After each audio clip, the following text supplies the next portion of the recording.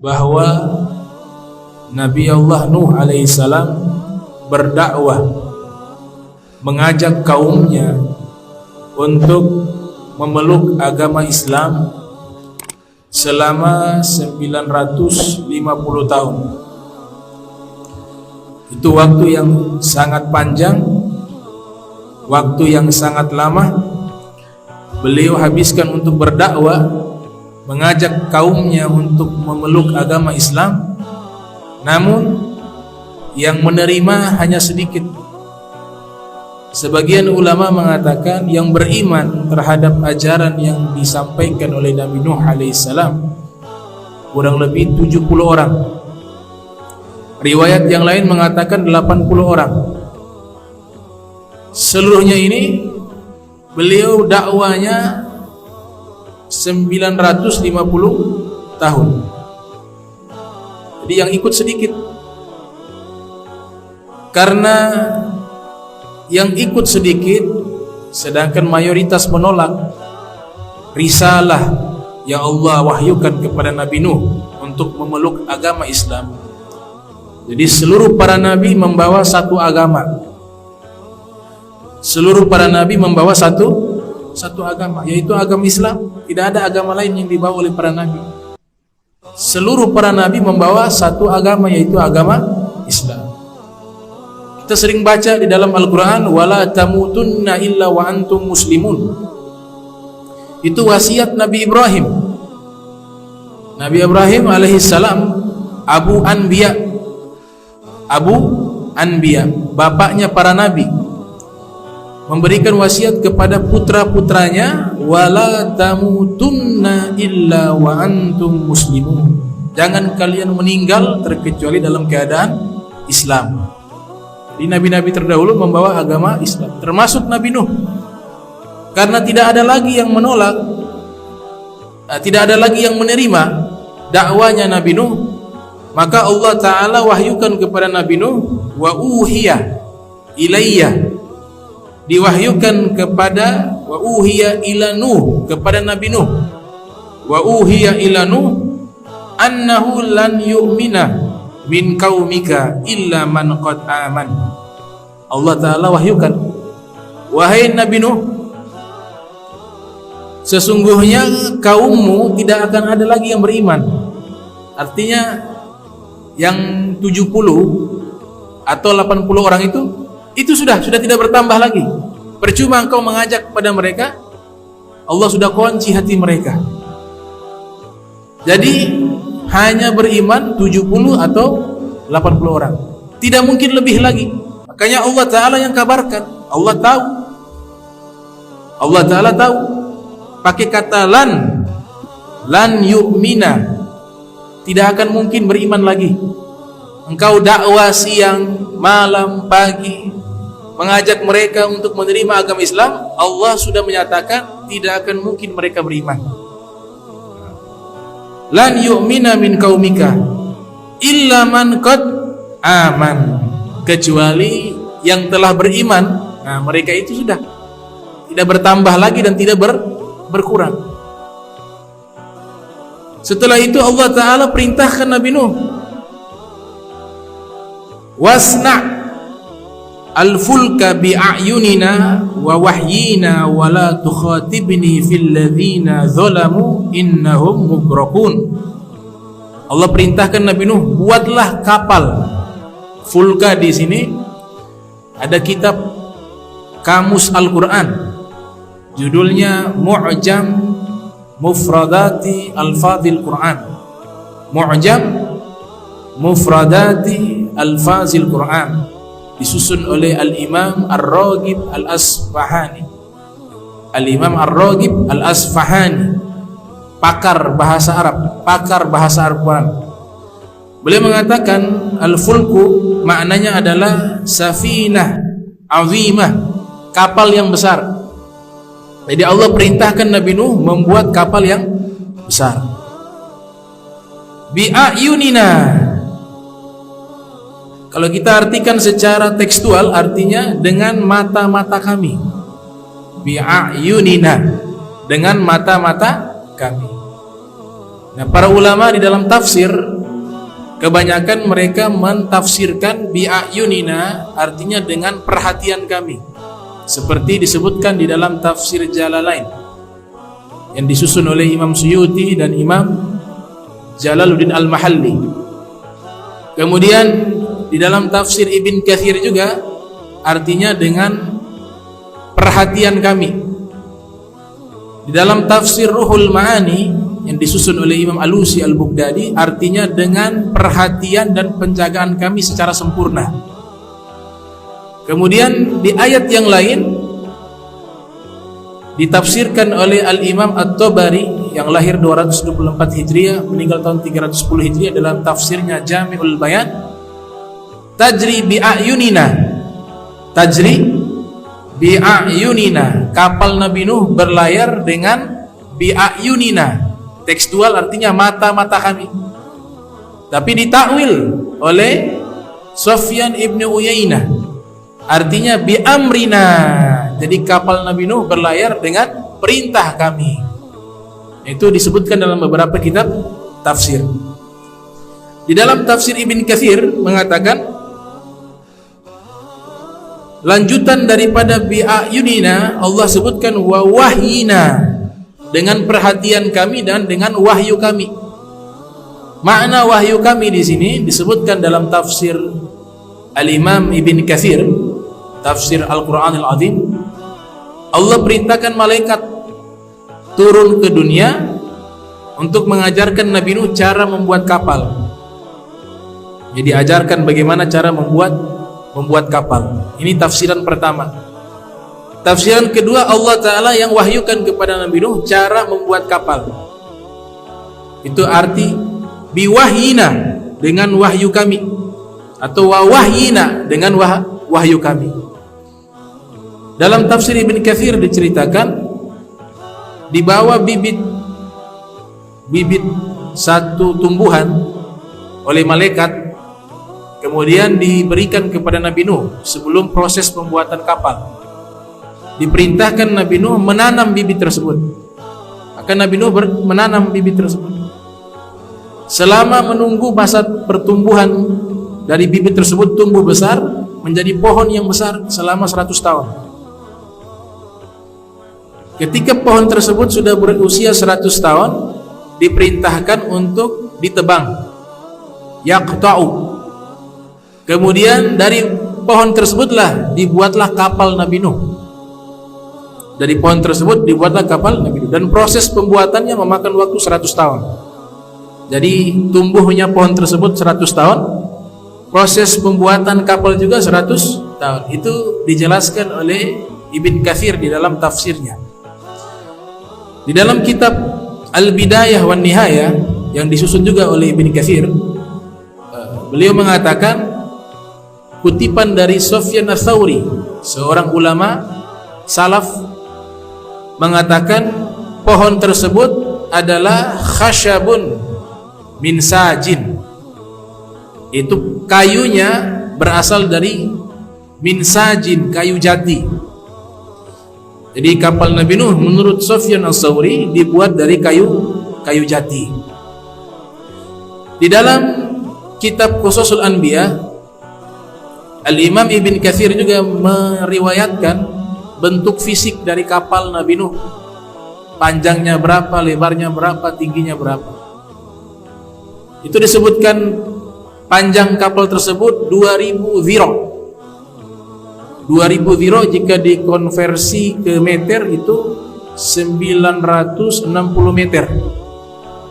Panjang kapalnya 960 meter.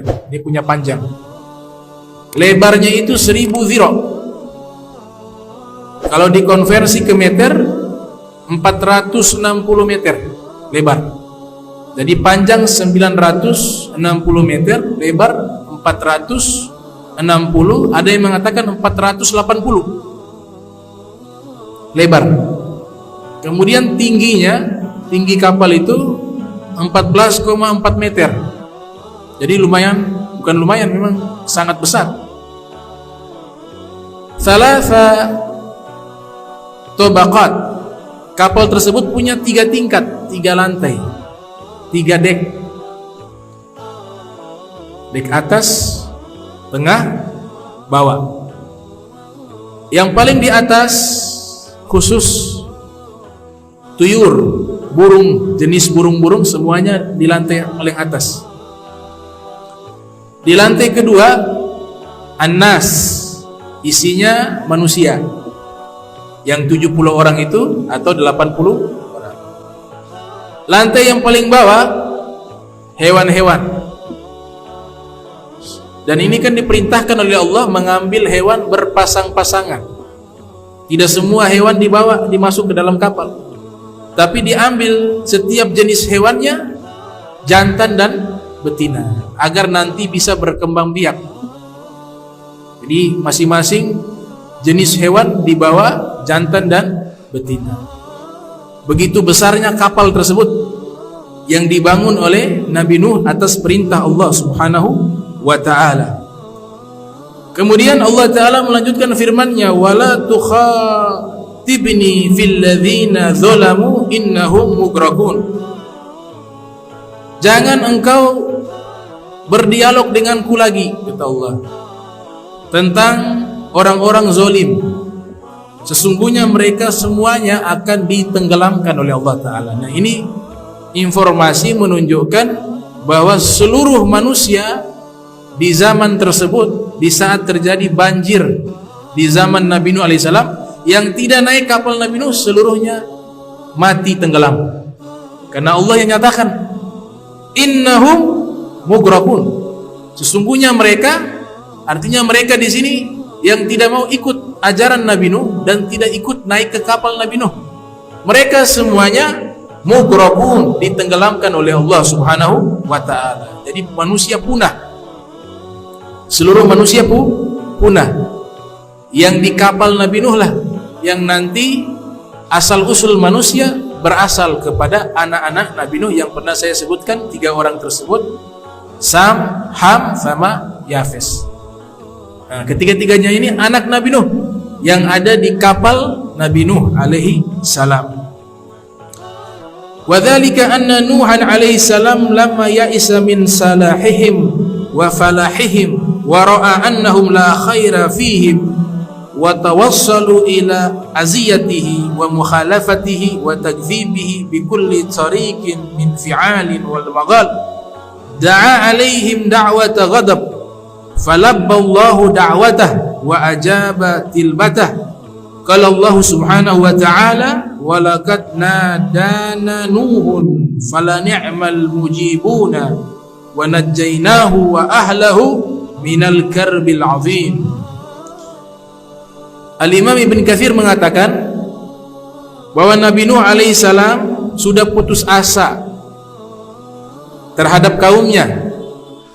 Mereka tidak bisa lagi menerima kebaikan, dan Nabi Nuh melihat memang tidak ada potensi kebaikan sama sekali kaumnya, dan mereka terus-menerus mengganggu Nabi Nuh, melawan Nabi Nuh, dan mendustakan ajaran Nabi Nuh alaihissalam dengan segala cara, baik dengan perbuatan secara verbal, dan juga hal inilah yang menyebabkan Nabi Nuh berdoa, da'a alaihim da'wata ghadab. Jadi bencana banjir yang terjadi di zaman Nabi Nuh itu permintaan Nabi Nuh. Di dalam bahasa Arab, hati-hati menggunakan kata doa. Kalau kita coba menggunakan bahasa Arab, bahasa Al-Quran, bahasa hadis Rasulullah SAW, doa dalam bahasa Arab artinya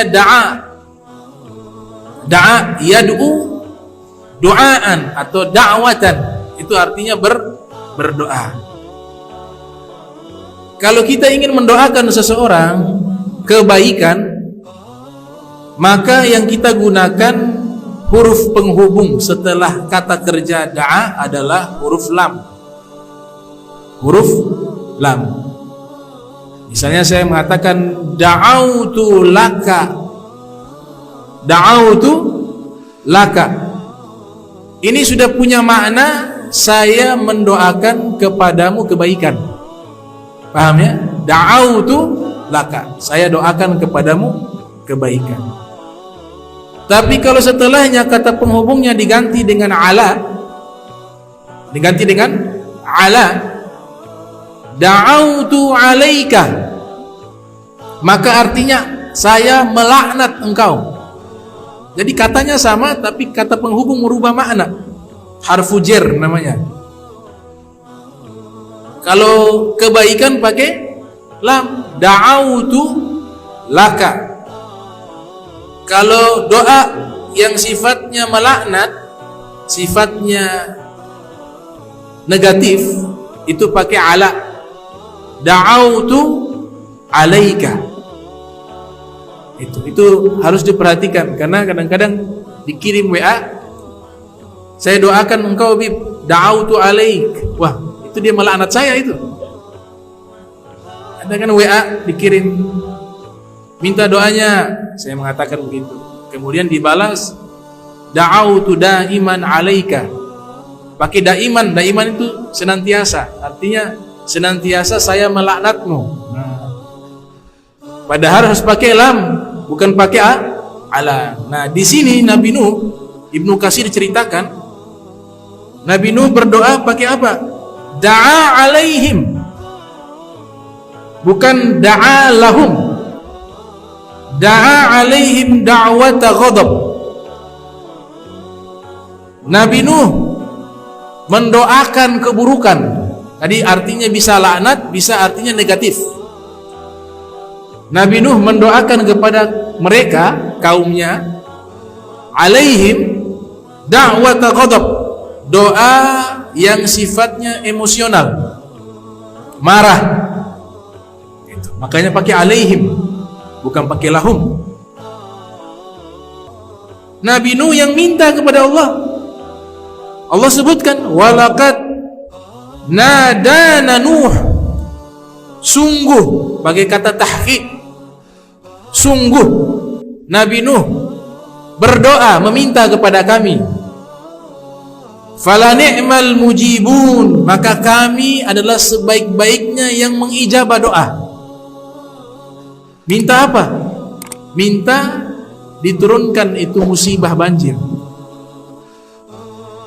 Wa najjaynahu wa ahlahu minal karbil azim, dan kami yang akan selamatkan Nabi Nuh dan keluarganya serta pengikutnya minal karbil azim. Wah, Allah sebutkan peristiwa banjir di zaman Nabi Nuh dengan kata al-karbil azim, bukan kabir tapi al-azim, di atas besar. Berarti dahsyat itu banjir itu. Banjirnya bukan satu tempat, satu negara, tidak. Banjir pada waktu itu di seluruh dunia. Dan airnya bukan saja dari langit, tapi dari bawah tanah juga memunculkan air, mengeluarkan air. Sehingga dikatakan di dalam kitab Ruhul Ma'ani, kalau hujan itu biasanya langit pertama dibuka oleh Allah, hujan turun. Hujan yang paling deras itu langit pertama. Tapi hanya sekali kejadian hujan turun 7 lapis langit. Itu di zaman Nabi Nuh. Makanya tidak ada daratan, seluruhnya tenggelam. Lautan sudah menyatu dengan air banjir. Dahsyat. Allah sebutkan karbil azim. Ini peristiwa yang sangat besar, kesulitan yang sangat besar, musibah yang sangat besar, kata Allah Subhanahu wa ta'ala.